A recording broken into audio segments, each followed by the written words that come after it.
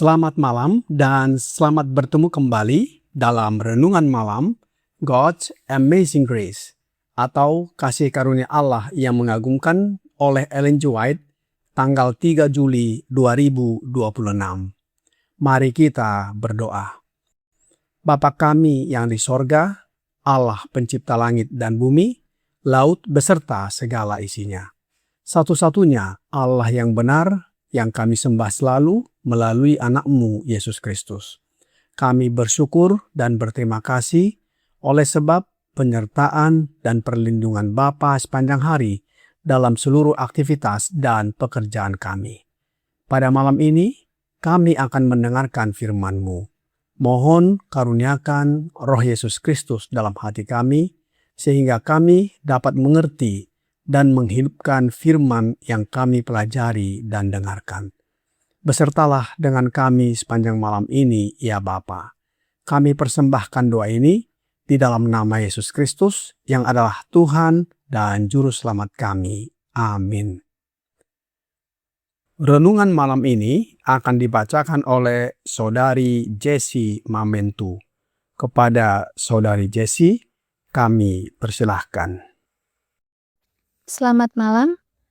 Bacaan renungan kita tanggal 3 Juli 2026 berjudul Kuasa Roh. Dikutip dari Lukas 24 ayat 49, "Dan aku akan mengirim kepadamu apa yang dijanjikan Bapa-Ku, tetapi kamu harus tinggal di dalam kota ini sampai kamu diperlengkapi dengan kekuasaan dari tempat tinggi." Kehadiran Kristus yang kelihatan segera akan ditarik dari para murid, tetapi suatu perlengkapan kuasa yang baru akan menjadi milik mereka. Roh Kudus akan diberikan kepada mereka dalam kepenuhannya, memeteraikan mereka bagi pekerjaan mereka. Dalam ketaatan kepada perintah Kristus, mereka menunggu di Yerusalem akan janji Bapa, yaitu pencurahan Roh. Mereka tidak menunggu dengan bermalas-malasan. Catatan kitab suci mengatakan bahwa mereka senantiasa berada di dalam bait dan memuliakan Allah. Lukas 24 ayat 53. Mereka juga berkumpul bersama untuk menyampaikan permohonan mereka kepada Bapa dalam nama Yesus. Semakin tinggi dan semakin tinggi mereka mengulurkan tangan iman mereka dengan alasan yang kuat. Kristus Yesus yang telah mati, bahkan lebih lagi yang telah bangkit, yang juga duduk di sebelah kanan Allah, yang malah menjadi pembela bagi kita. Roma 8 ayat 34. Para murid berdoa dengan kesungguhan yang mendalam agar diperlengkapi untuk menghadapi manusia dan agar dalam pergaulan mereka sehari-hari mereka dapat mengucapkan kata-kata yang akan menuntun orang-orang berdosa kepada Kristus. Setelah menyingkirkan semua perbedaan dan segala keinginan untuk menjadi yang terutama, mereka bersatu erat dalam persekutuan Kristen. Mereka datang semakin dekat kepada Allah. Hari-hari persiapan itu adalah hari-hari penyelidikan hati yang mendalam. Para murid merasakan kebutuhan rohani mereka dan berseru kepada Tuhan memohon urapan kudus yang akan mempersiapkan mereka bagi pekerjaan menyelamatkan jiwa-jiwa. Mereka tidak meminta berkat hanya bagi diri mereka sendiri. Mereka dibebani oleh tanggung jawab akan keselamatan jiwa-jiwa. Mereka menyadari bahwa Injil harus dibawa kepada dunia dan mereka menuntut kuasa yang telah dijanjikan Kristus. Selama zaman para bapa leluhur, pengaruh Roh Kudus seringkali telah dinyatakan dengan cara yang nyata, tetapi belum pernah dalam kepenuhannya. Sekarang, dalam ketaatan kepada firman Juru Selamat, para murid memanjatkan permohonan mereka untuk karunia ini, dan di surga, Kristus menambahkan pengantaraannya. Ia menuntut karunia Roh itu supaya ia dapat mencurahkannya ke atas umat-Nya. Demikianlah bacaan renungan kita di malam hari ini. Terima kasih dan Tuhan Yesus memberkati. Terima kasih atas penata layanan Saudari Jessie. Tuhan Yesus memberkati. Saudara-saudari dalam Yesus Kristus, Kristus berjanji bahwa setelah kepergiannya, para murid akan menerima kuasa dari Roh Kudus untuk memperlengkapi mereka dalam melaksanakan misi pemberitaan Injil. Mereka menuruti perkataan Yesus untuk menunggu di Yerusalem. Saat menunggu, mereka tidak bermalas-malasan, melainkan terus beribadah, memuliakan Allah, berdoa dengan tekun, dan memohon janji Bapa dalam nama Yesus. Lukas 24 ayat 53. Mereka mengalami pembaharuan rohani yang mendalam. Mereka mengesampingkan perbedaan dan kepentingan pribadi, saling mengampuni, bersatu, serta hidup dalam kasih. Mereka menyelidiki hati masing-masing, sebagaimana Raja Daud melakukannya. Di dalam Mazmur 139 ayat 23 dan 24 berkata, "Selidikilah aku ya Allah, dan kenallah hatiku. Ujilah aku dan kenallah pikiran-pikiranku. Lihatlah apakah jalanku serong, dan tuntunlah aku di jalan yang kekal." Sebagai jawaban atas doa mereka, Yesus mencurahkan Roh Kudus yang adalah Roh-Nya dalam kepenuhannya, memberikan kuasa yang dijanjikan untuk menjalankan misinya kepada dunia. Kuasa Roh Kudus bukanlah gagasan baru dalam Perjanjian Baru. Ketika Yesus menyebut Roh Kudus sebagai janji Bapa di dalam Lukas 24 ayat 49, ia sedang mengingatkan murid-muridnya bahwa apa yang akan mereka terima telah dijanjikan Allah sejak zaman para nabi. Dengan demikian, Pentakosta bukanlah permulaan rencana Allah, melainkan penggenapan dari janji yang telah dinyatakan jauh sebelumnya. Nabi Yoel menubuatkan bahwa Allah akan mencurahkan Roh-Nya sebagaimana di dalam Yoel 2 ayat 28 dan 29. Kemudian daripada itu akan terjadi bahwa aku akan mencurahkan Roh-Ku ke atas semua manusia. Maka anak-anakmu laki-laki dan perempuan akan bernubuat. Orang-orangmu yang tua akan mendapat mimpi. Teruna-terunamu akan mendapat penglihatan-penglihatan.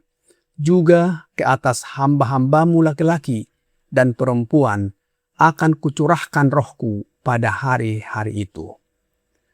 Janji ini menunjukkan bahwa Allah rindu setiap orang mengalami kuasa Roh Kudus. Namun, melalui Nabi Yehezkiel, Allah lebih dahulu menjelaskan tujuan pencurahan Roh itu, memberikan hati yang baru, menaruh Roh-Nya di dalam umat-Nya, dan memampukan mereka hidup menurut kehendak-Nya. Yehezkiel 36 ayat 26 dan 27 berkata, "Kamu akan kuberikan hati yang baru dan roh yang baru di dalam batinmu, dan aku akan menjauhkan dari tubuhmu hati yang keras, dan kuberikan kepadamu hati yang taat.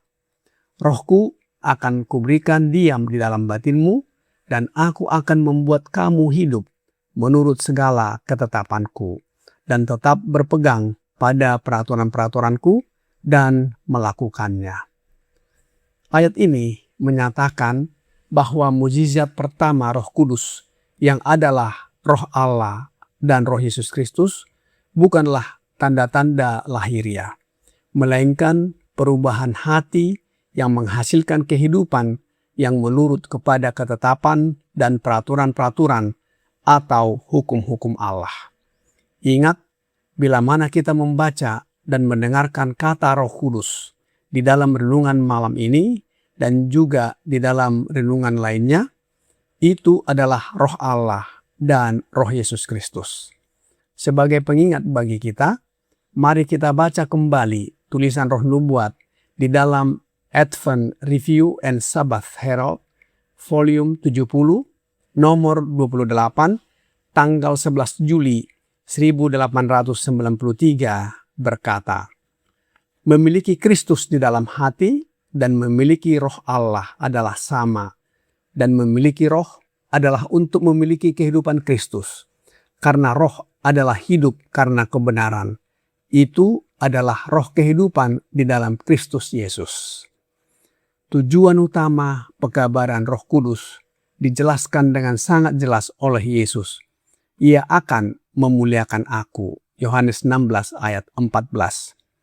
Mengapa dikatakan memuliakan Yesus dan seolah-olah oknum yang berbeda dari Yesus? Ingat juga pelajaran kita dalam renungan malam sebelumnya, bahwa Roh Kristus dilepaskan dari kemanusiaannya, dapat bertindak secara independen dari Kristus, dan bertindak layaknya oknum tersendiri, disebut sebagai penolong yang lain atau penghibur. Roh Kudus bukanlah pribadi yang terpisah dari Yesus, melainkan Yesus sendiri dalam wujud roh, yang hadir untuk tinggal dalam diri orang percaya dan memuliakannya. Karena Yesus telah menang atas dosa dan setan, sebagai manusia, rohnya diberikan agar orang percaya dapat mengalami kemenangan yang sama melalui Dia. Roh Kudus tidak meninggikan manusia, melainkan meninggikan Yesus Kristus. Di mana Roh Kudus bekerja, di sana Kristus semakin dikasihi, firman semakin dituruti, dosa semakin dibenci, dan tabiat juru selamat semakin nyata dalam kehidupan umatnya dan memuliakan Dia. Karena itu, menerima Roh Kudus tidak dapat dipisahkan dari penyerahan hidup kepada Allah. Apa yang terjadi jika Roh Kristus dalam diri kita? Roh Nubuat di dalam The Faith I Live By, halaman 62, paragraf 6 sampai 7 berkata, persatuan mereka dengan Dia lebih dekat dibanding saat Dia bersama-sama dengan mereka secara pribadi.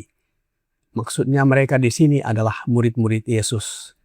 Terang dan kasih dan kuasa dari kehadiran Kristus bersinar keluar melalui mereka, sehingga manusia melihat.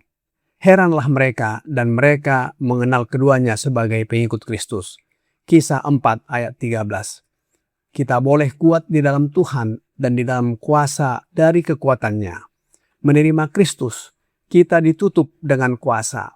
Kehadiran Juru Selamat membuat kuasanya milik kita. Kehadiran Kristus di dalam hati adalah kuasa yang menghidupkan, menguatkan makhluk seutuhnya.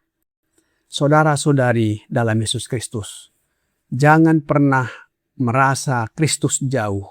Dia selalu dekat. Kehadiran rohnya mengelilingi kita.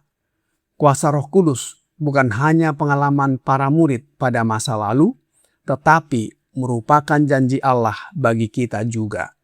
Tuhan rindu memperlengkapi kita agar mampu hidup kudus, melayani dengan setia, dan menjadi saksi Kristus di dunia. Marilah kita datang kepada Tuhan setiap hari dengan hati yang taat, tekun berdoa, hidup dalam persatuan, dan memohon agar Roh Kudus terus memenuhi kehidupan kita. Dengan demikian, hidup kita akan menjadi alat yang dipakai Allah untuk membawa banyak orang kepada keselamatan.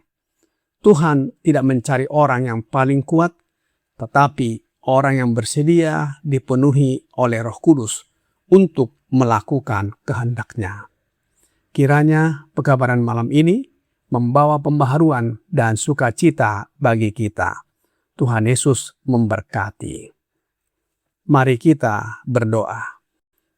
Bapa kami yang di sorga, terima kasih atas firman-Mu yang menguatkan dan mengajarkan kepada kami bahwa Roh Kudus adalah kuasa yang diberikan Yesus oleh kehadiran Roh-Nya untuk menguatkan, membawa banyak jiwa kepadamu dan melakukan kehendak-Mu.